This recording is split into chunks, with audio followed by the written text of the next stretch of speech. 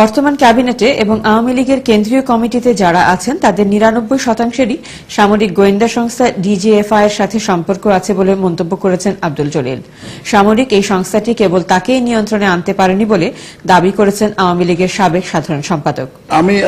আমি যেটা মনে করি এটা আবার অ্যাকচুয়ালি আওয়ামী লীগের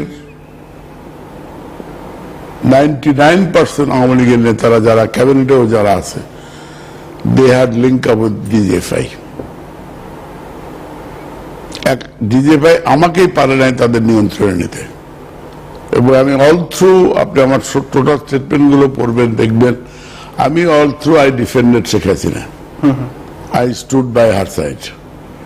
এবং তারা উপলব্ধি করেছে যে এই একটা লোক being the secretary of the party যদি এরকম ভোকাল থাকে, তাহলে আমাদের যে goal to remove both the leaders, replacement করে পার্টিকে তারা সাজাবে স্বপ্ন দেখে, এটা তাদের জন্য কঠিন হবে।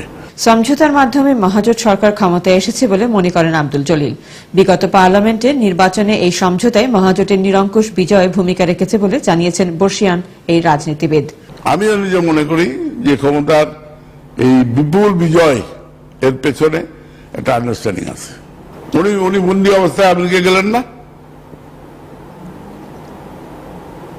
আমেরিকা থাকলেন না, আশরাফ সাহেব পালায় গেল, 3 দিন পরে আশরাফ সাহেব ঢাকা কে নিয়ে আসলো?